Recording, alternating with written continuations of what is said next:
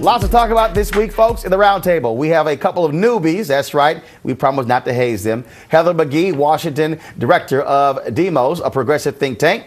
Dr. Cornel West, Princeton University professor, author, and activist. Deborah Simmons, senior correspondent for the Washington Times. And look who dressed up this time. Politico's White House correspondent Joseph Williams, rocking the nice pocket square. All right, folks, let's get right to it. Republicans intent on destroying each other. But what's interesting is we've had all of this talk about the anti-Bain ad that Newt Gingrich put out there, and it is causing much consternation because the GOP now has to fight this whole deal of, are we the party of capitalism, or do we actually care about all of these people who will put out of work by, as Rick Perry said, vulture capitalists? What do you make of them now having to deal with this type of dialogue? This is absolutely a really exciting moment, and it's so great because Mitt Romney really stands for the 1%. I mean, he is sort of Mr. 1%. He's Mr., I think it's great that Rick Perry is putting vulture capitalism out of the sort of left-wing pages and into the public discourse. Now, wait a minute. Exactly, you said left-wing pages, but it's interesting. When Meg Whitman ran for governor in California, it was someone on the opposite side who is now a Romney advisor who called her a vulture capitalist. That's right. So it's not necessarily the left-wing language. The right has used that against their own in opposing campaigns. Right. Let's be real, first of all, Roland. We know that vultures eat scraps, our leftovers. So to say somebody is a vulture capitalist really has two different meanings. But the more important thing is that the Republicans are acting like hyenas. They're practically eating their own and snipping at their own in order to try to separate themselves, which I had said on this show months and months ago, that until they start separating themselves, you won't really know one from the other. The bottom line is the Republicans want to get Barack Obama out of the White House, and it's obvious they'll do anything and everything to get it done. But clearly they have to be concerned when so many people are ticked off and broke. There are broke conservatives, there are broke liberals, there are broke white folks, broke black folks. And when you say, oh no, we believe in the free market and we shouldn't even have this conversation, what are you saying to those people who might look at you in Ohio, in Pennsylvania, in Florida? They're saying, well, wait a minute, are you guys trying to get me, or are you trying to support guys like him? No, I think what it reveals is that with Bain, it's just the peak of an iceberg. The predatory capitalism has been at work for 30 years. We've been dealing with a class war against poor people and working people for 30 years. The oligarchs ruling, the politicians just come and rotate. They reign for a little while, but folk who really rule, big business, big banks, big corporations. And what we're seeing now is, first on the Republican side, this kind of critique, but the challenge is when it begins to even move toward the Democrats, and they're tied to big money. Then we've got serious debate about what is capitalism? What has it really done to poor people and working people, especially in the last 30 years? Joe, even Frank Luntz, Republican pollster, said, we cannot have this conversation. Bill Kristol, big-time conservative, he said we need to be very careful in this dialogue because he said we can't associate every person in business with the free markets and capitalism. Basically, he was saying there are some people out there who have some problems in this area. And so we can't just rush to defend them at every moment. Well, one of them is Mitt Romney. I mean, who can forget the defining image of this debate right now, which is of him as Bain Capital holding the dollar bills with money stuffed in his jacket, with a bunch of other white guys holding dollar bills with money stuffed in their jackets. That is what he's trying to say. Back off, guys, because this is more ammunition for the Democrats coming forward in 2012. And it's more a case of the appearance of aspirational politics being like completely void. I mean, people tend to vote Republican, at least the poor white people tend to vote Republican against their own interests.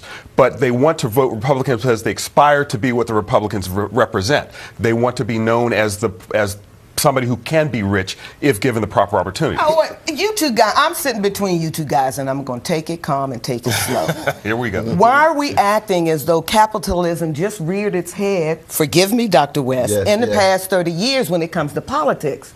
Money has always ruled politics in America. So why are we pretending that it's any different in 2012 I don't think than it was because there were poor people back then, there were rulers back then. We didn't have a monarchy, granted, but we were the ones, Democrats and Republicans alike, who created our monarch with the John F. Kennedy administration. I do think the difference, though, is that when you look, I do think the difference when you look at Occupy Wall Street, when you look at so many people being out of work, but also the Tea Party's rise also was based upon big business demanding bailouts, things along those lines. And so you have absolute anger on both sides. It's not longer just poor folks being mad. You have people who used to have money who now are broke who are saying middle class going into poverty.